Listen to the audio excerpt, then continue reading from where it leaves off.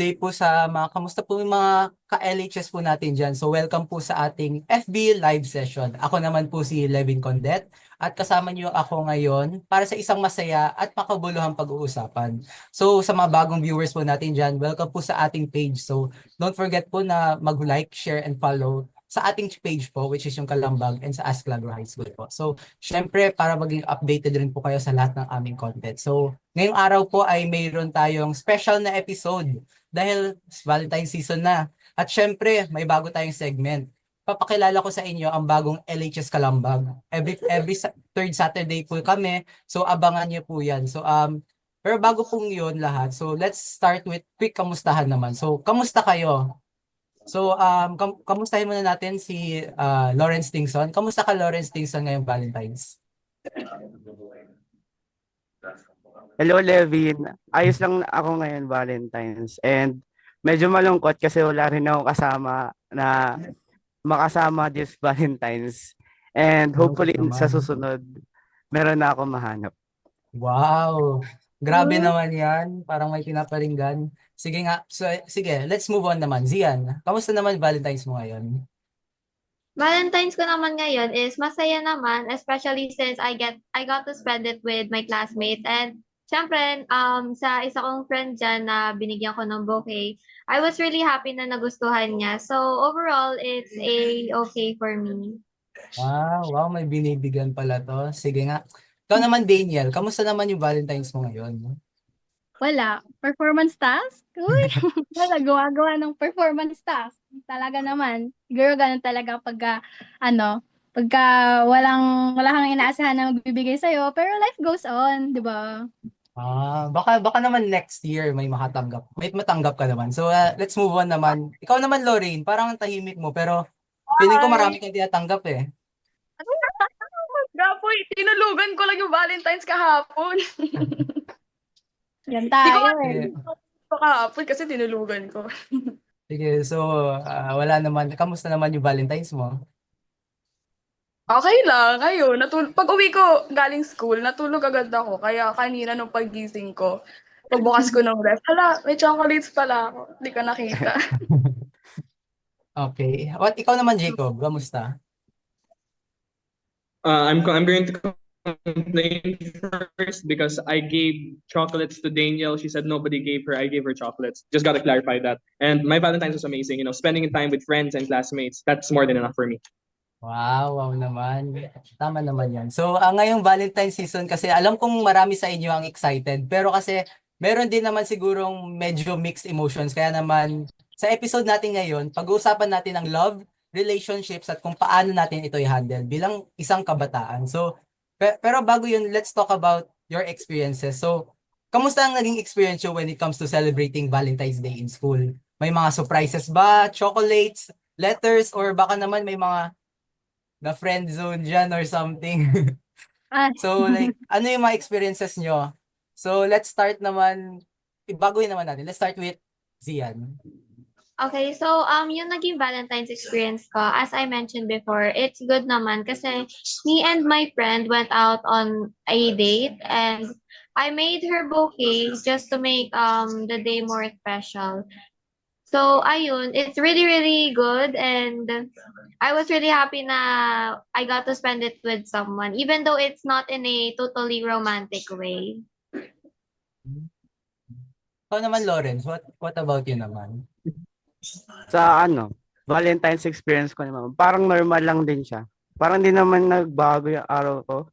Kasi ever since, palagi akong tambak ng mga schoolworks. And feeling ko yung Valentine's experience ko sa school, puro na lang classmates ko yung marami silang mga binibigyan ng mga chocolates, bouquet, dates. Pero I prefer na i-celebrate na lang sa bahay and sa family ko. And gusto ko talaga mag-focus muna sa schoolworks and I don't think na kailangan mo magkaroon ng partner sa Valentine's para lang ma-celebrate. Grabe, may opinion ka na. Sige. Puro gawa. Parang may nagiging team na tayo dito. Parang halos lahat kayo, parang puro na lang gawain yung inaatupag tuwing Valentine's. Sige. Ikaw naman, Lorraine, ano yung experience, yung anong ngayon masasabi. Hi! So, akin naman, experience ko, well, honestly, it was fun kasi, sa school, marami tayong ginawa. Like, nag-perform tayo, di ba? Valentine's na sa school, perform ka. Tapos, nanood tayo nung, basta, maraming nangyari. Pero, well, hindi man siya yung katulad sa mga Valentine's na parang may nagbibigay sa'yo ng flowers, chocolates. Pero it was fun, I'd say. Tsaka, ayun nga, may chocolate kasi ako dapat kahapon, tapos ngayon ko lang nakita. So, I think, yeah, kahit pa paano, it's fun naman. Yeah. Ikaw naman, Jacob. Ano yung experience mo ng Valentine's? Or kahit past Valentine's, anong experience mo? Yeah, I received flowers and chocolates. I also gave flowers and chocolates to somebody. We're not saying who, but we also had a performance, our entire class. So that was fun. And of course, we had to hang out all of us together. And that was like one of the highlights. Just in the room before the performance, just hanging out was really fun. And I had a lot of extra work to do for extracurriculars, the student council and such. So it was fun.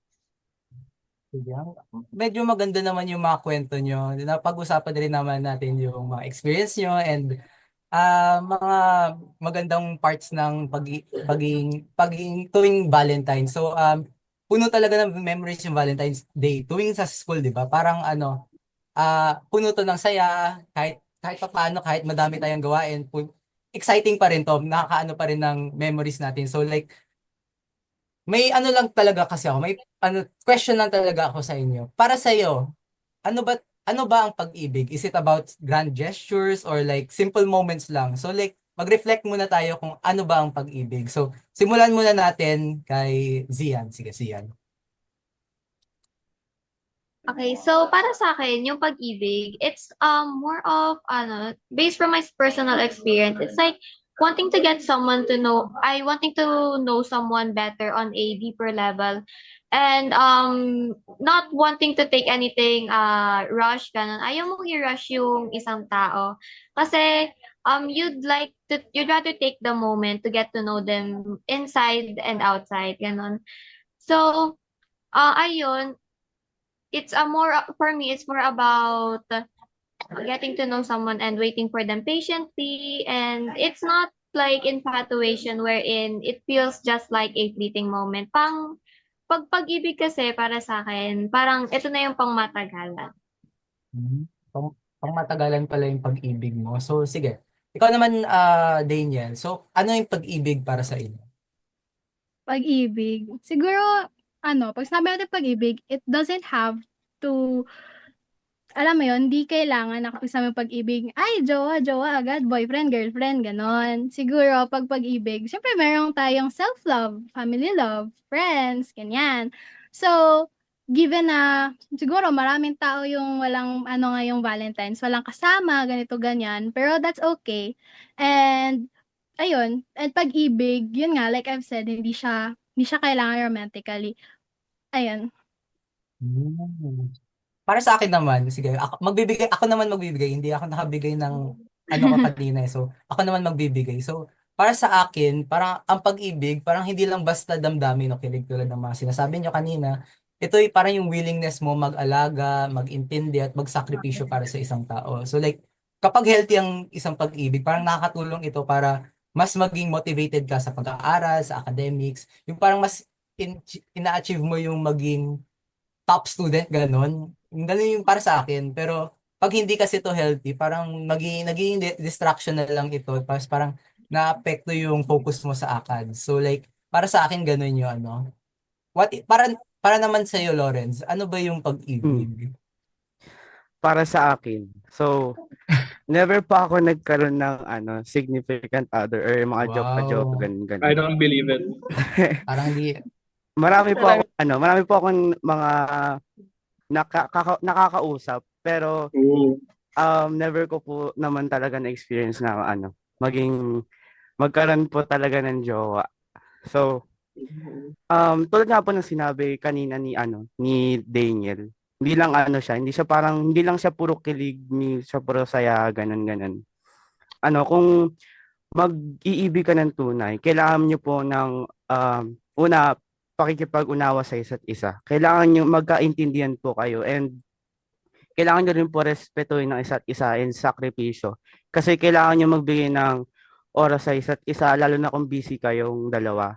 Tas mawawala na po yung parang respeto yung sa isa't isa kasi parang hindi nyo po siniseryoso. And kailangan po yung damdamin po natin sa isa't isa ay malaki pong responsibilidad ito and kailangan po natin seryosohin. Yun lamang po. Grabe, parang lalim naman ang pinaghuhugutan mo niyan. Interesting naman yan. Sige. Pero Wala po talaga. alam nyo ba na like madalas sabihin na ang kabataan umiibig ay like mas madalas mapadala sa emosyon kaysa sa isip. So like totoo ba to para sa inyo? Totoo kaya ito? Halimbawa, may mga pagkakataon ba na napapadala kayo sa mga emosyon tulad ng selos o pagiging sobrang excited pero hindi nyo naiisip kung tama ba talaga ang nararamdaman nyo? So like ano yung masasabi nyo dito? Let's start naman with Lorraine. Sige, Lorraine. Sa akin, kung nagpapadala ba sa emosyon yung kabataan kaysa sa pag-isip nila? Well, sa Yes. akin kasi, minsan naman, aaminin ko ako, napapadala ko sa emosyon. Pero kasi since wala pa naman akong masyadong experience dyan sa ano na yan, when it comes to like getting in a relationship, tas mas inuuna ko yung emosyon ko. Pero I'd say, siguro, minsan masasabi ko yung ibang kabataan, talagang napapadala sila sa emosyon nila instead of like thinking it. Kasi, napapansin ko kasi na minsan, parang mag-enter sila ng relationship, tapos in the end, di pala sila ready. So, alam niyo yun, parang naramdaman lang niya na, ay hala, sige, gusto ko to. So, parang papasok siya sa isang relationship, tapos in the end, di pala siya ready. So, I'd say, oo, minsan napapadala sila sa emosyon nila, kesa sa iisipin muna kung willing ba ako na gawin tong bagay na to or should I enter this relationship, ganon. Medyo totoo naman ito kasi like bilang kabataan, parang madaling maapektuhan yung emosyon natin at minsan parang imbes na like maging magandang effect ito para sa atin, parang mas na yung like good effects ng ano, yung tulad ng sinabi ko nga kanina, yung mas magiging motivated ka sa pag-aaral, ganun, mas strive mo maging isang magandang tao, parang naging sagabal na lang ito sa pag-aaral. So like halimbawa kapag masyadong focus sa crush or sa relationship, parang hindi ka na makapag-concentrate sa like lessons or assignments. So like mahalaga rin naman na matutunan kung paano balansin ng emotion at priorities. So let's move. Para sa iyo ano naman, Zian, totoo ba na like yung sa iyong ano sa like sa reflection mo sa sarili mo, sa palagay mo ba like napapadalas ka sa mapadalas sa like emotion kaysa sa isip? It actually depends kung ano yung nakikita ng kabataan sa social media para sa akin. Kasi, it depends naman talaga considering na, kung gaano ka ka-mature para, mapadala sa emosyon mo. Like, you know whether or not yung emosyon na to is makakasama and yung decision mo is kung makakabuti ba siya or makakasama. Is it rational thinking or irrational? So, there's actually a lot of factors na nakaka-affect neto and including na dun is social media and kung gaano ka ka-mature. What if ikaw naman, Jacob, sa palagay mo, mas napapadalas ba yung mga kabataan ngayon sa like damdamin na lang nila when it comes Yeah, I to mean, definitely. I feel like it's a yes because there's a scientific basis for that. We study that in the hormones and such. There's an imbalance that can lead to like wrong decision making, and we just don't think it through too much when you get brought by emotions, the scientific emotions. And it happens to me too a lot of times. It doesn't end that well. So yeah, that's definitely a yes from me. grabe, may ano mo pa yung science dito? Grabe, sige. Yeah, I Ang bring it here, bro. alalalim Bring it naman here. ng mga mga ano nyo dito, sagot nyo dito, pero like, sige. Pero like bilang mga kabataan, kasi marami rin nagtatanong nito eh. Question rin naman to ng karamihan. So like gusto ko lang masabi lang rin sa inyo. So like paano mo ba like paano mo ba masasabi kung pag-ibig na ang nararamdaman natin at hindi infatuation lamang? Kasi like halimbawa, infatuation yun yung like parang crush lang, 'di ba? So like sobrang excited ka sa isang tao, parang hindi mo na talaga siya kayang lubusan. Pero ang pag-ibig naman parang mas malalim ito na like sa itsura or sa surface level kung like paano natin i-distinguish yung dalawa sa inyong mga experience. So like simulan natin kay Zian.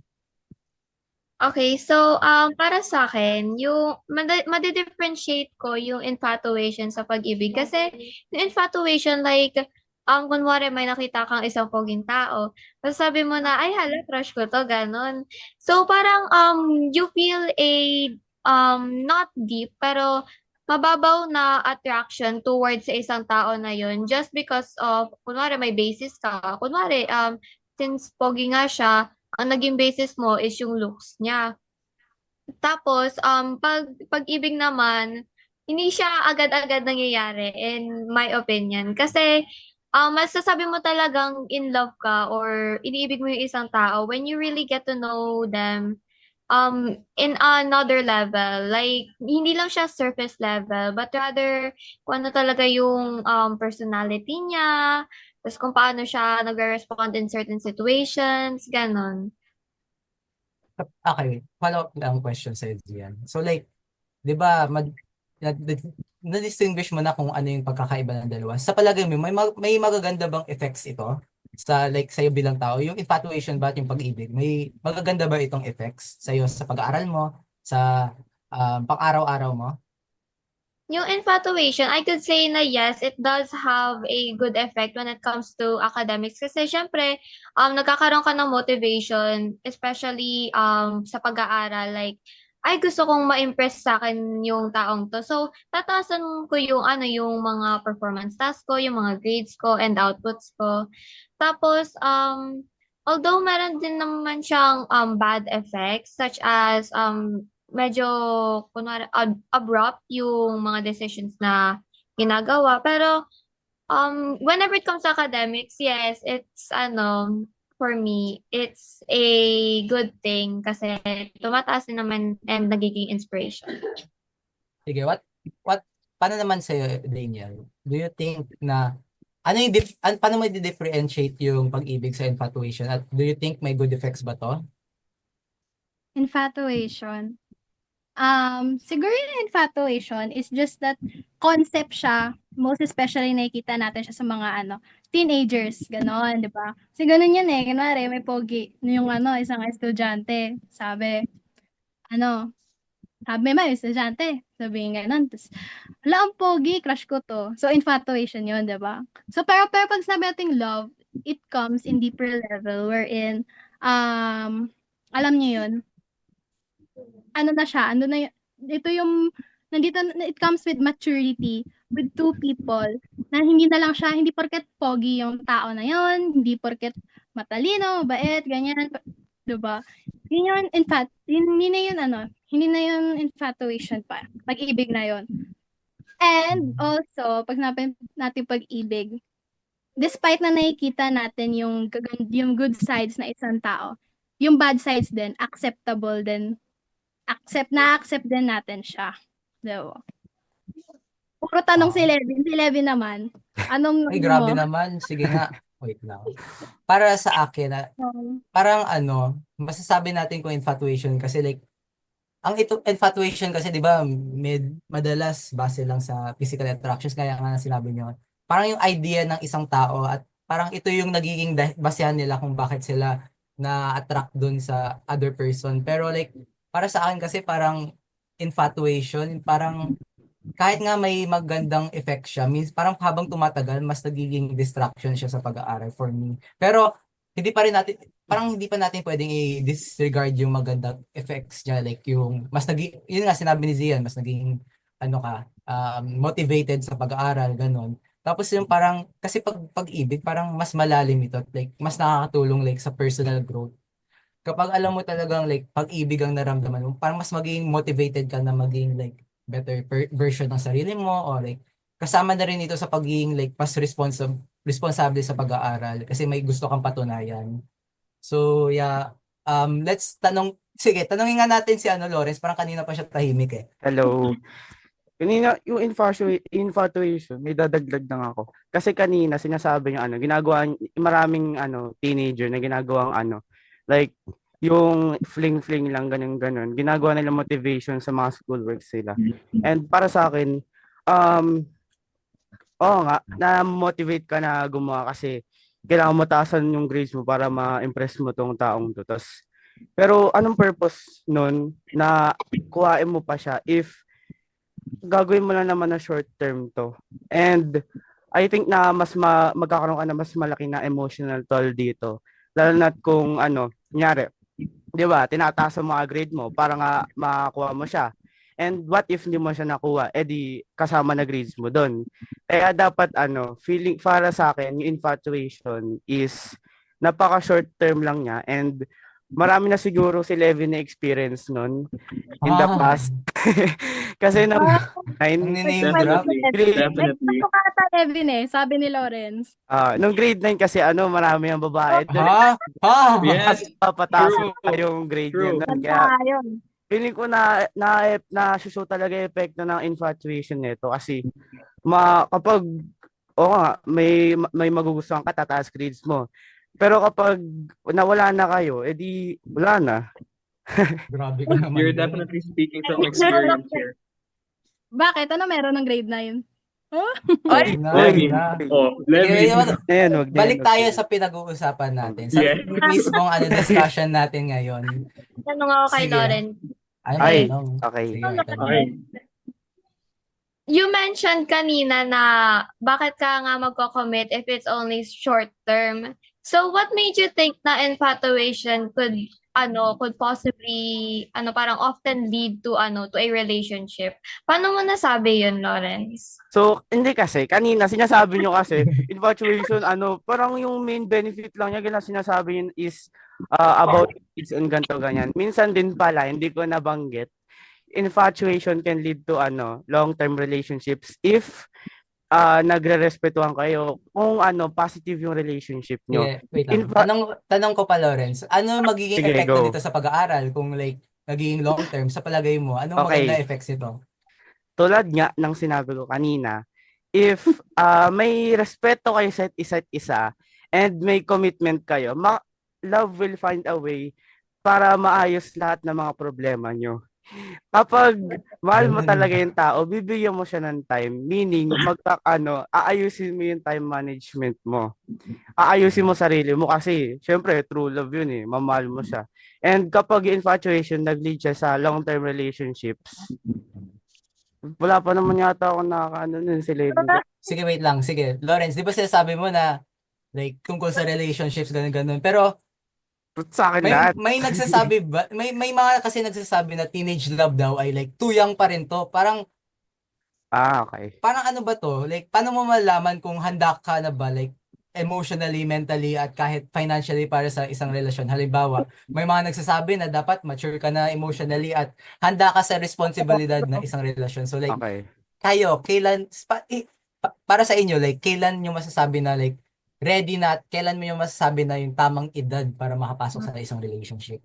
Kasi hindi rin naman to question ko. Parang marami na rin matagal na rin tong question sa mga tao, mga kabataan ngayon na ano ba talagang age dapat sila pumasok? Ako. Sige, ikaw. May tanong ako para kay Levin. Uy, wait lang, sagutin muna natin yung question natin. Pagpapaliin ko nga kasi. Parang Kailan ko malalaman kung ready ka na magmahal, Levin? Wait lang. sagot. Para sa akin kasi, parang pwede na pumasok sa isang relasyon kapag yun nga, handa ka na emotionally at mentally. Yung kaya mo nang balansehan yung pag-aaral mo, yung mga pangarap mo, yung pamilya mo, yung mga kaibigan mo. Kasi syempre yung pamilya mo, mga kaibigan mo, yan yung mga susuporta sa'yo. Sila yung magiging guide mo throughout your high school life. Kasi di ba sinasabi rin naman kasi nila, high school life is one of the most memorable times of your life. Tama. So kailangan natin kung yung time na kaya mong balansehin yung mga ito, yung kaya mong i-balance lahat ng mga responsibilidad mo sa mga kaibigan mo at sa pamilya mo. Dun yung tamang paraan, yung tamang time pumasok ka sa isang relationship. At dapat alam mo na hindi magiging sagaba lang pag yung relationship na papasukan mo sa inyong pag-aaral. So like, kapag hindi ka pa handa kasi, parang maapektuhan hindi lang yung grades mo, pati yung sarili mo at mawawalan ka ng focus doon sa like pangarap mo. So like, Mahirap din ipagsabay eh. mahirap ipagsabay. Kailangan like alam mo talaga kung kailan mo kung saan lang kaya mo at kung saan kaya mong balansehin. So like, 'yun. Pero Mm-mm. ako tinatanong mo, ikaw naman kaya tanungin natin. Ay, ako. Si Lorraine naman, ang tahimik eh. Sige nga, mamaya ka pa. Isip ka pa, sige. Lorraine, ano Okay, sa palagay sige. mo, Lorraine? Teka, wait lang. Kung anong age sa tingin ko pwedeng Sa palagay mo, kailan ba dapat pumasok talaga sa isang relationship? Kailan mo masasabi kung kailan ka handa or gano'n?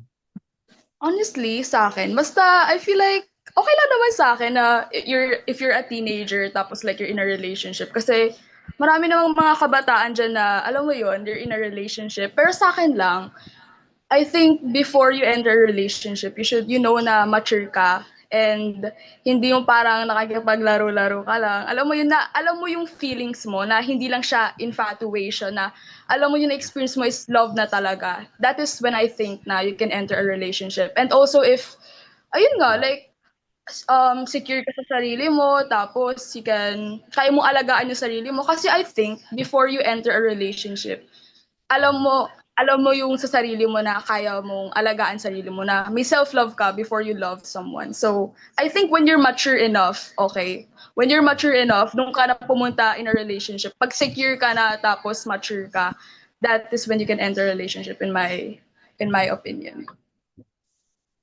Okay. Maganda rin yung sagot mo.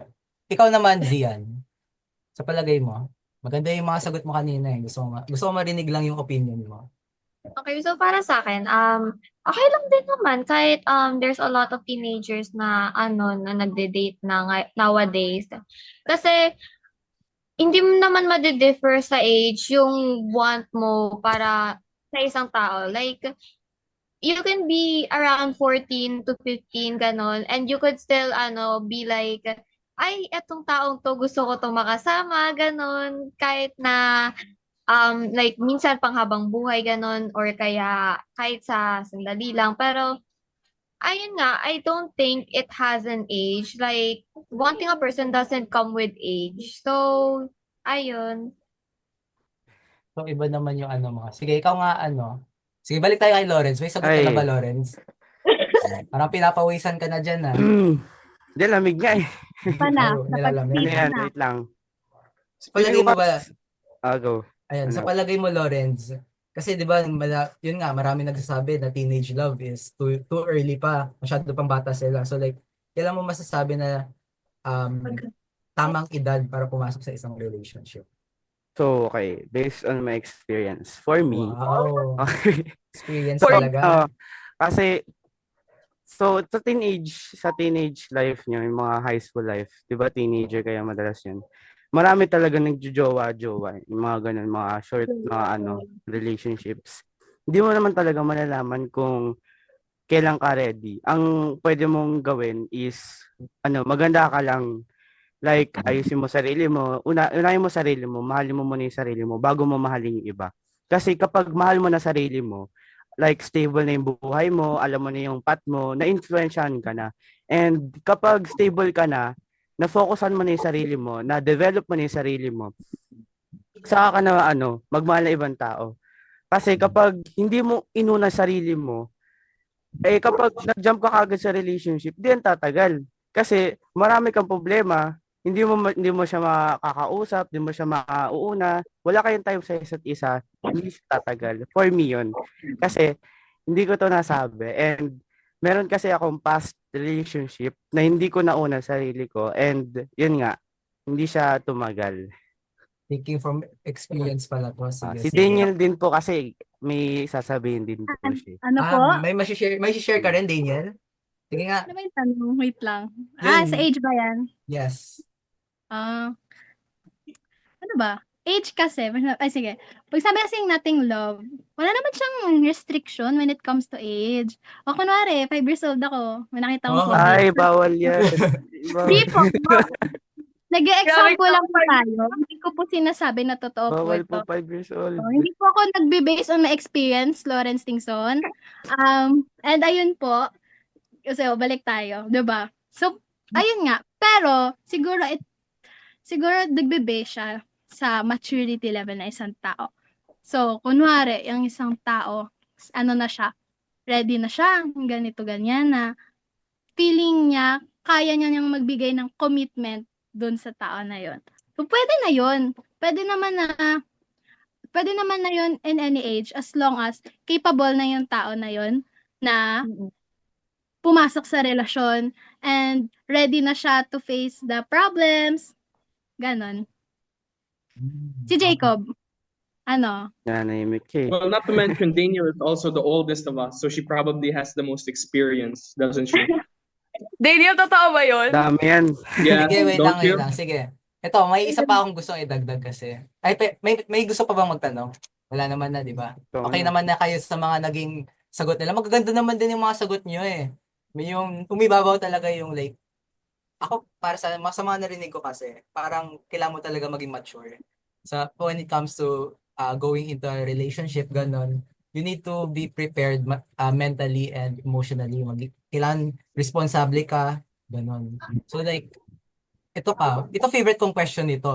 Kasi like, lagi itong natatanong sa akin, at lagi itong natatanong sa like karamihan. So like, totoo nga ba ang first love ay laging unforgettable?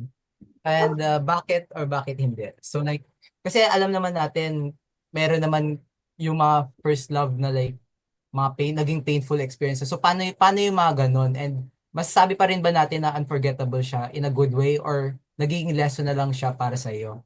Halimbawa, parang para sa iba, first love ay parang first heartbreak na din kasi like in a way, hindi mo siya makakalimutan. Tapos parang sa iba naman kasi like matututo mo lang like matututo ka lang doon sa first love mo and like natututo ka mag-move on ganon. So like ano yung mga kwento nyo tungkol sa mga first love nyo? Unforgettable ba ito or naging lesson lang siya? So Oh, let's start with Grabe. sino kaya gusto mag-start nito?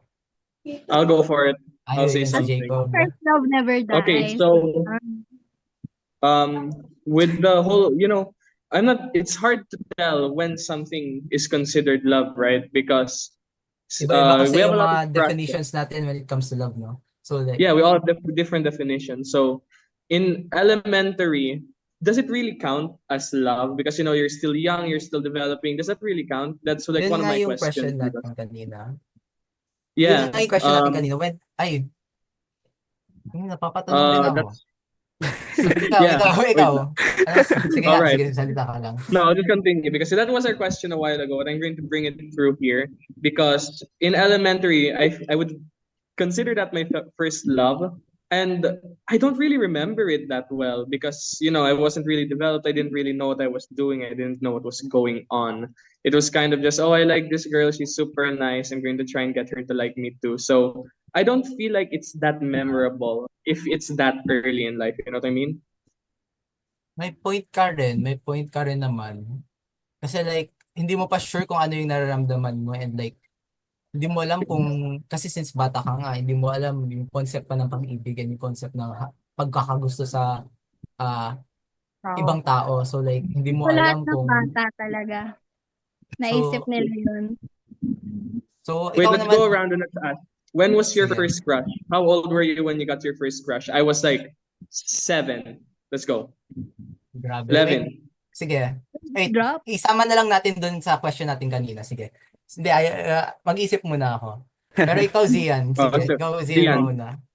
Okay, so kung yung first love ko ba is unforgettable or not, I could certainly say it's unforgettable.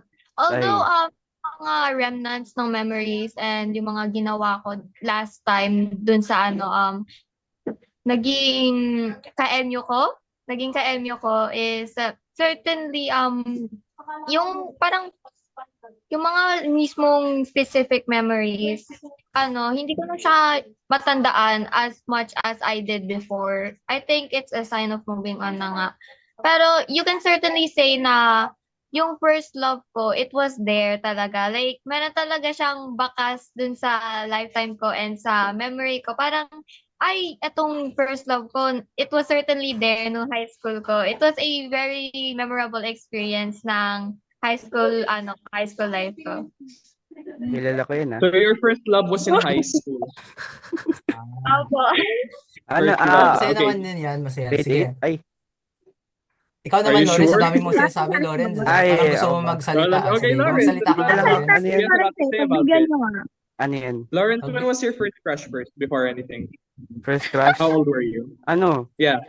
Grade 1 ako nun, nanonood ako ng Oh my God. Transformers eh. Lover Hindi naman boy. siya ano, hindi Sige. hindi ko siya nakikita online, pero Hindi, ano, lumalabas na tayo sa usapan natin. may Transformers. Yun nga. Ano ba, sa palagay mo, first love, yun nga. Is it unforgettable para love. sa'yo? Okay, Oh. first love ko. First love feeling ko ano, unforgettable siya kasi maraming taong maraming taong mga first love nila hindi nagsasucceed. Kasi ano, kapag first time for everything, syempre hindi yan magiging perfect. And feeling ko kapag ganun, hindi ka pa handa kapag first love, mag-fail talaga siya. And marami akong kakilala na palaging first love nila ay hindi na tumatagal. Nagiging lesson na lang sa kanila. And the more that they mature, the more na naintindihan nila kung ano yung love. And sa tingin ko yung first love talaga yung pinakamahalaga kasi diyan ka natututo eh. Oo, tama. Hindi ba? Okay, Ha? okay. Okay, sige. Kasi like, di ba, like, ang ganda naman ng usapan nyo tungkol sa first love, wala akong masabi. Sige. Pero like, Kunyari, kasi dami mong bilang first mga love eh. kabataan, ano ba ang Dami mas mong dapat first love, unahin? Dami nyo sinasabi ha. Ano ba dapat ang mas unahin sa inyo? Kasi di ba, napag-usapan na natin yung pag-ibig, yung gano'n, yung first love. Pero ano ba dapat mas unahin? Pag-ibig ba o pangarap? Like, paano kung ang pag-ibig at pangarap ay like, magkasabay siyang dumating. Halimbawa, may mga nagsasabi na dapat mag-focus muna sa studies at sa career bago mag-commit sa isang relationship. Pero like, meron naman iba yung kaya naman nilang like balanse ng dalawa. So, kayo, ano ba ang mas importante para sa inyo ngayon? Ngayon. Hala, ang hirap Hala. naman yan. Alam niyo Sige. ba yung movie na Hello, Love Again? Ah, Ayan. Napanood mo Enjoy ko yan. Pero kasi, doon kasi, pinili niya, sino ba pinili niya? Si Ethan, di ba? Pinili niya yung pag-ibig over her hindi na dreams. manood oh. Oo. So, ewan ko, siguro, para sa akin, ang hirap niyan. Para sa akin, ako, parang hindi ko alam kung kaya ko bang, kung willing ko bang i-give up yung dreams ko para sa, taong minamahal ko. Pero I feel like, if ever na mapunta ako sa ganong sitwasyon, katulad ng kanila, sino yun? Ethan tsaka Joy. Si Ethan at si Joy? Joy. Yes. ewan ko, siguro, I feel like if I am so willing to like, dedicate everything dun sa taong gusto ko, then who knows, maybe I might choose love over dreams. Pero, oo, siguro, I think it depends para sa akin. It depends sa akin. Sige. Sa'yo, you will choose, depende rin yung sagot mo kung, Oo. kung pag-ibig ba o pangarap. Para Kasi naman sa'yo, parang Dave. nakatakot kasi. Oh, I see. Medyo same naman rin yung natin. Sige, ikaw, Zian, ano pipiliin mo? Pag-ibig ba o pangarap? Pretty sure I've made up my mind na talaga habang nagsasalita si Lorraine. Ako pipiliin ko is pangarap ko over the person I love because naniniwala ako na what's for me will find its way to me. And if mahal ka talaga ng isang tao, kaya kanyang intayin. Even if it takes years, ganon. So, babalik at babalik rin naman yan. Pero yung pangarap mo, once lang yan mangyayari. Oh. Para sa akin kasi, like, para sa akin lang sana hindi nyo Sige, masyado go. yan. Mas maganda kasi, same lang sa'yo, mas unahin ang pangarap. Kasi like, halimbawa, kapag porsigado ka kasing mag-aral, so like, mas maano mo yung pangarap mo, tapos pag nag-ano ka na sa pangarap mo, mas maging stable yung future mo. So like, ang pag-ibig naman kasi darating sa tamang panahon yan. Like, pero ang the question kasi ngayon yan, hindi yan dapat isakripisyo ng basta-basta lang. So like, kapag stable ka na sa sarili mo and mas kapag kailan kang kung kailan ka like mas handa sa na pumasok sa tamang relasyon, doon ka lang dapat pumasok. At yung pag-aral kasi isang investment yan sa future mo. So like parang para sa akin mas dapat kong unahin yung like mga pangarap ko sa buhay ko, yung edukasyon ko kaysa sa pag-ibig. Kung kaya ko lang balansehin ito tulad nga ng pinag-uusapan natin kanina, kung kaya lang tong balansehin, tapos kahit may yung relasyon, kaya natin ano pa rin yung pag-aaral natin doon is pwede naman natin to ipagsabay. Pero maganda rin naman kasi yung may kasama ka, may motivation ka. Kasi naging motivation din naman yung pag-ibig, di ba? Pero in certain cases kasi, pagpapapiliin mo ako, yun nga, pangarap pipiliin ko. Pangarap naman kasi para sa akin ang dapat unahin. Pero, para sa akin ngayon, what about sa'yo, Lawrence? Anong unahin mo? Ayun. Siyempre, uunahin ko yung pangarap, siyempre. Kasi kapag, kanina nga sinasabi natin, love yourself first, di ba?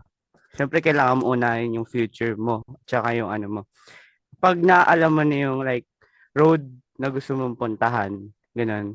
And, mahahanap mo na rin yung right person, yung gusto mong tao, na makasama dun sa journey na gusto mong puntahan. And, I think na yung kapag inuna mo yung sarili mo, like yung career na gusto mo, career path, mahahanap mo talaga yung taong kailangan mo para suportahan ka doon. And kapag nalaman mo na rin yung career path ng partner mo, like inuna na rin niya yung sarili niya, malalaman mo na rin kung paano siya suportahan. So kailangan niyo muna unahin yung sarili niyo bago kayo makipag partner up, ganun.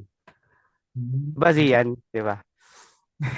Ano ka talaga, no? Sige nga. Sino gusto pa mag-share? Si Lorraine daw po. Ano nga ako? Joke lang. Sa akin kasi, kaya talagang depende yung nakasagot sa akin. Kasi like, hindi ko alam kung ano mangyayari sa future. Like, who knows if kahit sinabi ko na, oh, I will choose my dreams over the person I love. Pero kasi, I feel like, unknown kasi yung future eh. So, who knows? Paano kung sinabi ko ngayon na I will choose my dreams pala over the person I love. Tapos, makikita nyo na lang ako, hala, hindi na pala natuloy yung... So, it really depends in my answer. It depends talaga. Sige. Ikaw naman, Daniel, sa palagay mo, ano ba dapat unahin? Siyempre, gusto ko rin kasi malaman lahat ng mga opinion niya eh. Kasi like, lahat naman tayo kasama dito sa usapan. So like, ano ba? Pangarap o pag-ibig? Siguro kasi, pagka sinabi nating dreams, it also talks about yourself. So, parang ako, pipiliin ko sarili ko, di ba? So, in my case, dreams. Kasi, bago yung love na yun Then, when yung word na love, yung pag-ibig with someone, ikaw muna sarili mo muna. So, yung sarili mo na yun, i-choose mo yung dream mo. So that, in the future, yung love na yan, alam ko, totoo yung sinasabi. Sino ba yung nagsabi ng what's for me will find its way for me? I love that. I like that. Sino yun? Naniniwala ko dun sa quote na yun. And, ayun, in my belief din, na hindi imposible talagang makuha natin yung atin kung ito talaga yung para sa atin. So, love can wait, but your dreams can't, di ba? Totoo naman, kasi yung education kasi natin, yung yun yung una ngayon, yun yung ngayon na hindi natin pwedeng balikan sa susunod pa. Pero yung pag-ibig, pwede natin yan balikan sa susunod pa. Mahirap nga pumili, pero kasi importante rin na malaman natin kung kailan ba hindi na maganda ang isang relationship. Kasi like, yun nga, napag-usapan natin yung pag-ibig o pangarap, pero kasi pag-usapan naman din natin kung kailan ba dapat na like kung kailan hindi na maganda ang isang relationship. Kasi marami rin yung like hindi nila kayang harapin yung sitwasyon kung kailan like yung nagiging toxic ng isang relationship. So like, paano mo malalaman kung ang isang relationship ay toxic na? Halimbawa, kapag hindi ka na masaya or like, kaya pag hindi ka na nire-respeto, ganun, ano yung mga like red flags na napapansin nyo? Kasi karamihan ng mga kabataan ngayon, hindi nila alam kung ano yung mga like dapat nila like nararanasan sa isang relationship? Ano ba yung like bare minimum? Yun nga, may marami yung mga ano na lang sa like low na ang tawag nun, yung may tawag doon yung minimum in bare minimum enjoyers, yung like Ay, sapat lang yung sapat lang yung inaano nila. So like ano yung mga like dapat na like malaman sa isang relationship para advice na rin natin sa kabataan and um para lang like mamulat sila sa like dapat nilang matanggap talaga. Sige, let's start na. Ay, sino ba gusto? Naiisip niyo na ba? May naisip na ba kayo? Red flag, ano? I think Sige. meron ako naisip. Sige. You can Pero start isa pa. it. Okay, so isa sa kailangan mo talagang malaman in a relationship is yung boundaries mo. Kasi if hindi mo alam kung ano yung boundaries mo, and hindi mo din alam kung kailan nag-overstep na yung partner mo. For example, ganito lang, hanggang dito lang pala yung yung boundaries mo. Tapos na-overstep niya. Eh, since hindi mo naman alam kung ano yung boundaries mo, papabayaan mo lang. And then may ipon yung experiences na yon until masawa ka, until mapuno ka na. Tapos yung relationship na yun, parang it constantly feels tiring and sobrang bigat na sa loob. Ikaw naman, Daniel, sa palagay mo, kailan masasabi? Red flag, ay hindi. Ano ba? ay. Siguro kapagka hindi na masaya. Yun yung usually na laging sinasabi din ng ibang tao, 'di ba? Kapag tinanong mo, ano bang kailan ba ganito, ganyan? Kapagka hindi masaya, pero it's deeper than we think. Kasi pag hindi na masaya, sunod-sunod na yun. Pag hindi na masaya, hindi mo na mararamdaman ulit. Hindi mo na mararamdaman yung usually na nararamdaman mo sa isang tao. 'Di ba? Hindi na magiging balance din yung tingin mo sa kanya kasi hindi na kayo masaya. So, in my case siguro, mararamdaman naman natin 'yan when we're in a relationship. Kung nararamdaman mo na hindi ka na masaya, naiilang ka na, ganito, ganyan. Kasi kunwari nakikita mo siya na laging may kasamang iba, ganon. So, hindi na yun masaya. So, siguro ganon. Pero, addition to that din, yung sinabi ni Zian kanina na boundaries. Kasi it's so important. Lalo na ngayong mga bata tayo, 'di ba? We really need boundaries kasi we're still young and there's still a lot to explore. Okay. Okay, follow-up question na lang ito. So like, para follow-up question sa inyong dalawa. So sa palagay nyo ba, di ba napag-usapan nyo yung like, paano nalaman na kung ang isang relationship ay hindi na maganda? So like, paano naman ito makaka-apekto sa academic performance at emotional well-being mo bilang isang estudyante? Kasi pinag-uusapan natin yung pag-ibig, pero pinag-uusapan rin natin yung mga epekto nito sa iyo bilang isang estudyante, bilang isang kabataan na nag-aaral at humahangad ng mataas na pangarap. So, let's start na lang with you, Zian, again. Okay. So, I think nakaka-affect yung ganitong relationship sa academics and emotional well-being is parang kunwari, ayun nga, hindi mo na nararamdaman yung spark. Like, parang you constantly feel tired nga kasi nga na-overstep yung boundaries mo or kaya hindi man lang na-realize yung efforts mo tapos ikaw todo yung effort mo and todo bigay ka rin.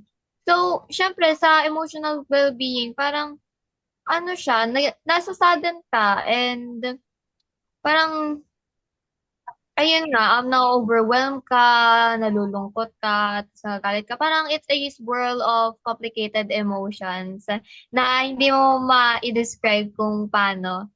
Tapos, well, in terms of academic, syempre, since yung emotional well-being mo nga is hindi siya okay, mas lalo naman, nakaka-affect kasi yung emotional well-being sa mental state and syempre, physical being na rin. So, um, based sa experience ko, it would feel like, nabe-burn out ka, you don't have any motivation to do anything, and usually, tulala ka. Paano naman, Daniel? Sorry, ulit ano. Medyo na mo Sige, doon. ito ulitin ko na lang. So kasi, paano mo masasabi na yung hindi, I mean, paano nakakaapekto sa academic performance at well-being ng isang estudyante yung like yung hindi magandang relationship. Kasi na ano Okay. naman natin na like yung paano malalaman kung ang isang relationship ay hindi na maganda at nakakaapekto na lang sa pag-aaral hindi na maganda at naging toxic na. So like paano ito nakakaapekto sa academic performance ng isang Okay. kabataan? Well-being muna din kasi parang yun yung pinaka-importante sa lahat in my case. Pero ayun, siguro nakakaapekto siya. Yun nga, pagka hindi na maganda talaga, like nararamdaman mo na as an individual na it bothers you along the way na as you grow up, you learn things and that may natututunan ka kasi may nakikita ka na hindi maganda. And like sa sarili mo may nagsasabi na hindi mo kailangan 'to, hindi mo kailangan 'yan. So ayun, it will be importante din na advice ko dun sa mga kabataan katulad ko, huy, na always choose yourself. It doesn't have to be na may partner ka, so you have to choose him or her, 'di ba? Mas maganda pa rin ngayon na bata tayo, piliin natin yung sarili natin. And in terms of academics, siguro ayun, nasabi naman na natin 'to. I feel like all of us naman siguro, most of us agree that education, your dream comes first before anything else, 'di ba? So, in my case, kung apektado 'yan, yung education mo na 'yan, yung pangarap mo na 'yan, then no, cut it off, 'di ba? Kasi hindi na siya maganda. Oo, marami nga kasing kabataan ngayon yung like nape-pressure sila sa like relationship goals na nakikita nila sa Yes. social media, 'di ba? Yung like Oo. halimbawa, akala nila dapat laging perfect ang relationship at dapat laging may mga grand gestures, ganun. So like ito parang nagdudulot ito na lang ng pressure at distraction sa pag-aaral. Pero hindi lahat ay ganito kasi may mga kabataan pa rin na like mas pinapahalagahan ng true love at genuine connection. So like para Yes. sa bilang kabataan, like, kailangan natin na maging mas aware at sa mga nakikita natin sa social media at huwag ito gawing basihan para sa sariling relationship. So like, hindi natin dapat i-compare ang relationship, yung status natin ngayon sa nakikita natin sa social media. Hindi naman porket lahat na nakikita natin sa social media, may mga jowa na ganun, may mga kaanuhan na, kaya is dapat sundin rin natin to. Dapat maghangad rin tayo ng ganun. So, Usually okay. nangyayari during high school, no? Usually Kapag during high school yung like, Oo. Kasi kasi pagka curious yung mga bata, gano'n. Curious tayo, what does it feel like na enter ng relationship, gano'n. so like mas naging rush yung like mga decisions natin sa pagganto yung na ano natin at malaki ang epekto magiging malaki rin kasi naman yung epekto ng social media sa atin. So like dami nating natutunan ngayon pero kasi medyo onti na lang rin kasi yung oras natin. So like bilang pagtatapos na rin Hmm, bilang kabataan, so like ito sana lahat tayo makapagbigay dito. So ano ang pwede nating maibahagi na paalala sa mga kapwa nating kabataang mag-aaral pagdating sa pag-ibig. So like paano natin masisiguro na like ang pag-ibig na hinahanap natin ay hindi lang dahil sa pressure or dahil sa nakita natin sa iba. So halimbawa, wag like wag wag sabihin natin like pwede naman halimbawa like bilang mag-aaral hindi naman dapat natin like minamadali ang lahat. So like dapat alamin muna natin yung self-worth natin bago tayo magkamit. So like kayo, ano ang mga like reminders nyo sa kapwa nating kabataan when it comes to pag-ibig, yung mga like dapat natin na mga reminders lang para hindi rin sila mapunta sa maling relationship kasi like relationship nga, yun nga napag-usapan natin in high school yung relationships niyo. Yun talaga yung naalala niyo throughout your may mga memories nga. High school kasi 'di ba Okay.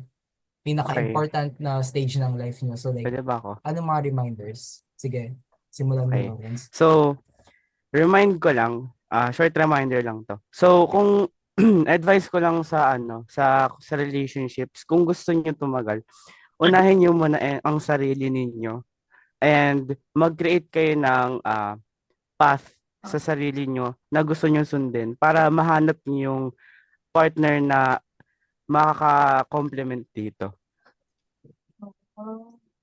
Para hindi na rin hindi maka-distract sa'yo to and matulungan mo rin siya. Yun. Yung sinabi nga kanina hindi ko maalala si Zian ba yun? Yung ang pag-ibig ay darating sa tamang Opo, panahon. So yun, like, tama. kailangan mo lang naman intayin kung ano, tapos wag mo masyadong isipin ito. So, any reminders pa? Sige nga, Zian, may masasabi ka ba? Reminder lang. Siguro, ayun nga, dagdag lang din sa sinabi ni Lawrence, you should know your self-worth kasi you should know your self-worth kasi and dapat unahin mo muna yung studies mo kasi what if inuna mo yung ka-relationship mo tapos gumiba kayo, edi you don't have any ground to any solid ground to stand on. And another is that dapat maalala ng mga kabataan natin ngayon na whenever it comes to social media relationships and na nakaka-apekto sa relationship goals natin, dapat they should keep in mind na yung relationship, hindi lang naman yan all about good things, but it's also the ups and downs and kung paano nila i-deal yung mga ganong situations. Sige. Wala na rin kasi tayong, gusto ko pa kasi sana mag-usapan tayo kasi ang ganda talaga ng usapan natin ngayon, no? Yung pag-usapan, ang dami natin na pag-usapan, ganun, pero kasi medyo kulang-kulang na kasi yung oras natin. So, Sayang. Daniel, can you give the summary na lang ng napag-usapan natin Okay. ngayon? Synthesis lang. So, ayun nga, napag-usapan natin from the start, diba? What's our experience in Valentine's? Kasi Valentine's kahapon. So, this is the reason why, bakit ito yung topic natin. Love, love, love, love. Ayan. And, addition to that, na pag-usapan din natin yung idea ng love itself and paano yung nag-connect, paano siya connected to us, mga estudyante, high school, and kasi 'di ba? Kasi 'di ba, ngayong high school tayo, marami hindi pa natin alam yung mga bagay-bagay and this is so important na nagkaroon tayo ng podcast na which we're talking about love itself kasi hindi siya laging topic, 'di ba? Usually these days. So, ayun nga. And then kalagitnaan, 'di ba? We went deeper into that. Pumunta tayo sa tanong na kailan ba natin masasabi na pwede pumasok sa isang relasyon, 'di ba? This is also a good question kanina kasi para tong guide sa mga kabataan na nanonood sa atin ngayon or whoever na manonood sa atin ngayon sa episode na 'to na nasa relasyon and hindi nila alam yung kailan titigil, kung anong gagawin kapag nararanasan nila yung mga problems na ganito, this and that problem sa relasyon. So, napakaganda nung nakapagbigay tayo ng opinion. And ang pinaka-opinion talaga natin dito is that just choose ourselves. And gawa kasi yun naman yung sinabi natin kanina dun sa question pa lang na your pag-ibig ba or dreams, 'di ba? Most of us answered na dreams kasi ganito ganyan. Marami tayong nasabi. And ayun, maganda yung sinabi ni Zian kanina na what's for me will find its way for me, 'di ba? Di ko talaga makakalimutan yun kasi kasi kahit ako, I've been also saying that before. And gusto kong tandaan natin lahat, no? Tayong nandito and sa mga manonood, just remember that quote, 'di ba? What's for me will find its way for me. Kasi we're still young, like I've said. And dahil bata pa tayo, hindi ibig sabihin kailangan nating magmadali. Hindi kailangan na maranasan natin lahat kung ano yung nakikita natin. Gaya ng sinabi ni Levin, 'di ba, sa social media. Hindi kailangan And ayun nga. So sa dulo, andito na tayo ngayon sa dulo, 'di ba? Tapos na tayo. So I hope na meron pong napulot na Yes. aral ang mga nanonood. And yung mga manonood sa atin, sana nagustuhan nila tong podcast na to. So, may announcement lang po kami dito. So, sana po, ang dami nating natalakay today and feeling ko na talaga na mas nadagdagan rin yung kaalaman tungkol sa topic natin na which is all about usapang pag-ibig nga. So, natalakay natin ang ating mga love life at opinion sa mga pagmamahal. So, yun na nga, sana may naintindihan rin ang ating mga manonood today. Pero kung may gustong kayong balikan, pwede nyo naman panoorin ang aming episode sa official Facebook and YouTube channel ng Kalambag, which streams every Saturday 1 to 2 p.m. Meron rin po tayong inclusion.